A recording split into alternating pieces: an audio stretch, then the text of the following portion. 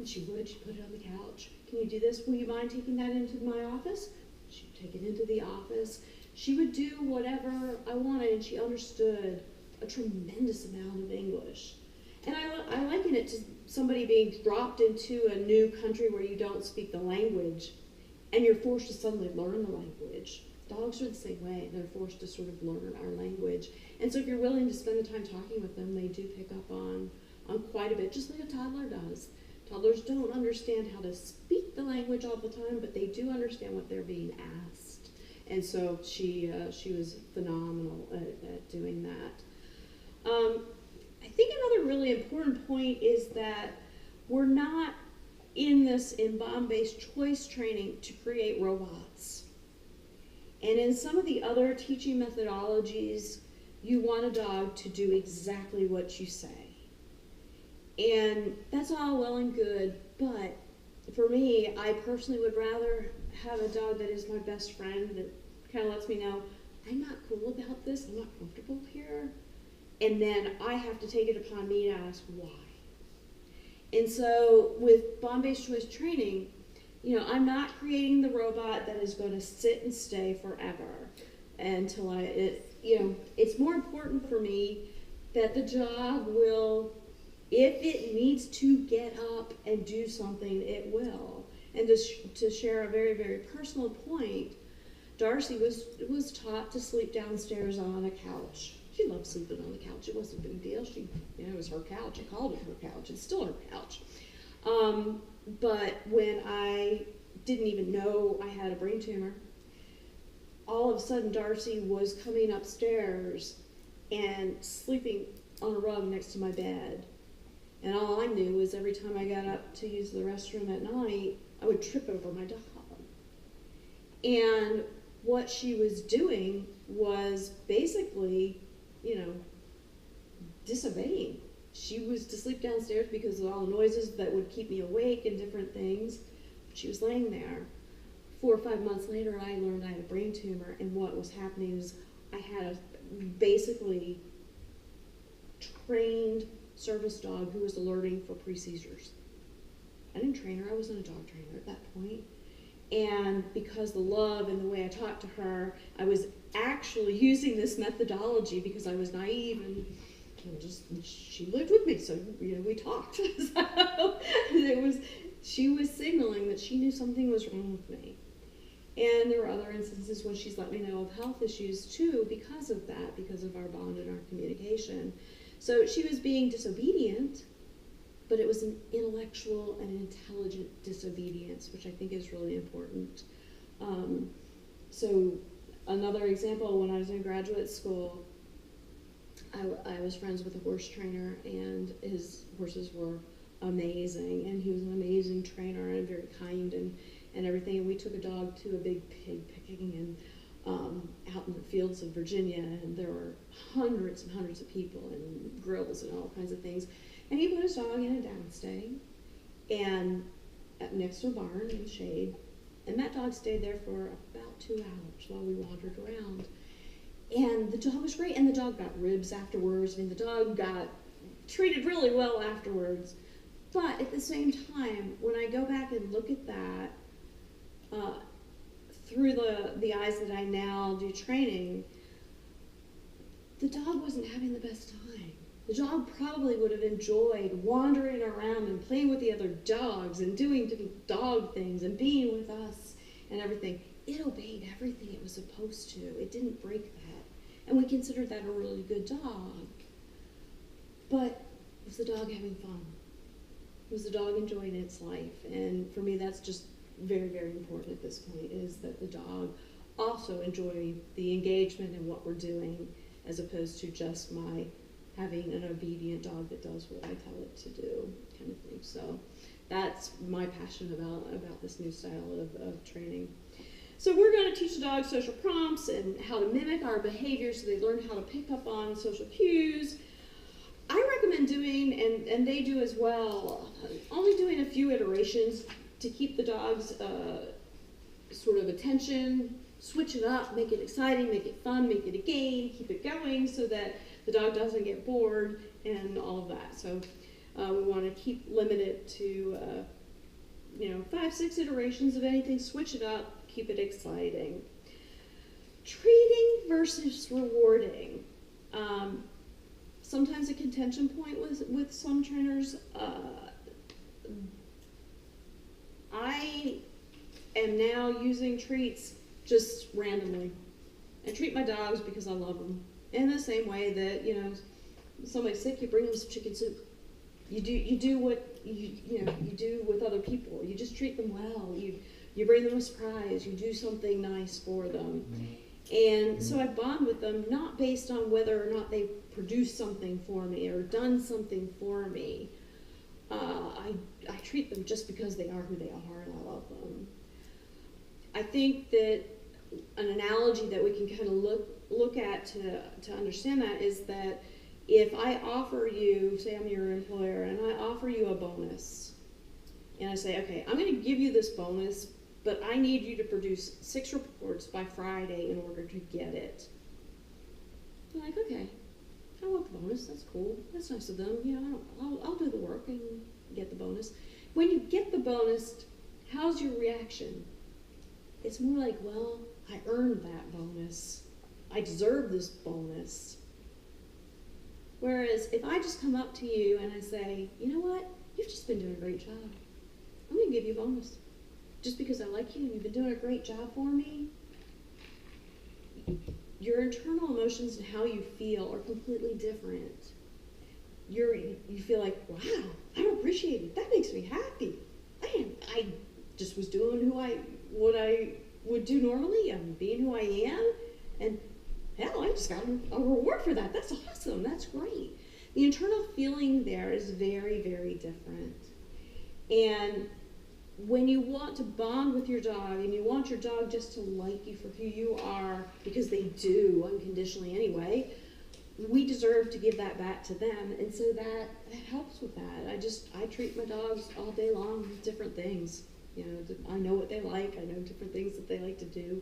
And so it's not, oh, you sat, you get a treat. Oh, you laid down, you get a treat.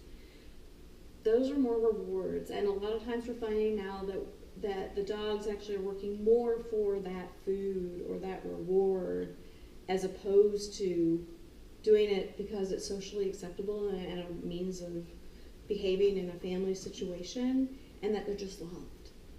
So learning how to be a member of the family. So that's important. So make your dog feel good. Give them treats all the time.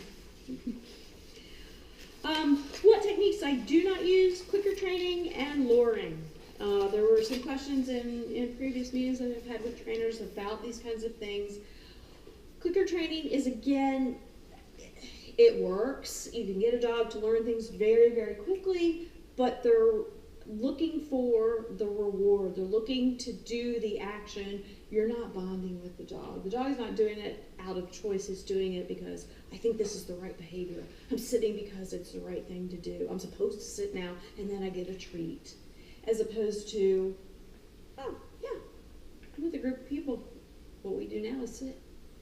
And my dogs, just sit there, and then they get some treats, and then they're like, yeah, this is cool. I'm having fun. And then we play with them, and they get along, and it goes really, really well. Luring, my thing on luring, having been a college professor for years, is that luring is great because, again, you can lead the dog to do things that you want it to do. But the dog doesn't learn how to think on its own. You're guiding it. And it's the same sort of thing as very overprotective parents where you're saying, no, you can't do that, you can't do that, you got to do this way, you've got to do this, you've got to do this. And so the dog learns how to do certain things, but it doesn't gain the confidence to make its own decisions or to try to learn things on its own or to, just make the right choices on its own. Because we've shown it every step of the way, as opposed to letting it develop its sort of, I'll try this, oh, that didn't work. Trainer sits back, lets the dog try again, try something else. Oh, that worked. Yay! And they gain a lot of confidence and a lot of self-esteem, and I find this helps a lot in behavioral issues too. That when you give the dog the choice and let the dog have the freedom to make mistakes, as opposed to click, you did it right. No click, that means you did it wrong. There's no judgment there. The dog is trying. Our little demo dog is over there enjoying his treat and burping and all kinds of fun things. Big day, big day. It's a big day, and you know what? You are doing great. And in this crowd, we don't care if you burp. It's totally acceptable. Swallow that thing. I think he took that little last piece. He's doing well. So I think one of the hardest things for those of us that are trainers will have with this is convincing our clients, and sometimes convincing ourselves, and acting in a way where when the dog goes to try something and it's not right, our instinct is to correct it. Oh no, we got it. No, I want you to sit. I want you to do this. I want you to do this. Oh, you can do it. You can do it. Yes, whatever. It's actually being quiet and being patient. And let the dog figure it all out. Because in life, when I was a college professor, one of the first things I would say in my math classes, I would ask the students, why are you here? And they're like, to get a better job, to get a better job. I'm like, no, that's not it. You are actually here to learn a bunch of different skills, because when you get out in the work world, what you learned in your English class and what you learned in your math class and what you learned in your civics classes and different things are going to give you the skills to complete whatever tasks your boss gives you. Your boss isn't going to want to sit there and micromanage you and tell you what to do all the steps along the way. You need those skills. So you're taking all these different classes to learn skill sets, to learn how you learn and how you can function. And we need to give that to our dogs. We need to give them the ability to actually figure out how to do those things on their own without our micromanaging them. So that if they come into a situation when you're not there, they know how to handle it. So that's one of the things that I absolutely love about this.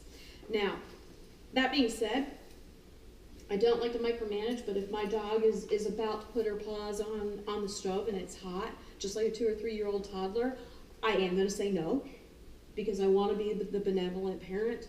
It's about parenting as well. Would you like that? You like that? Yes, I would. You would? All right. Well, you can take that. I don't He's mind. like, I just totally got away with that. That's okay. It's like, there's new toys here, Mom. That's all right. He's But like, you nobody know, saw a thing. He saw it. He knew he wanted it. It's okay. He took it. I asked him. And what is he doing now? He's sneaky. sitting there being a good dog, investigating a new rope toy. It's wonderful.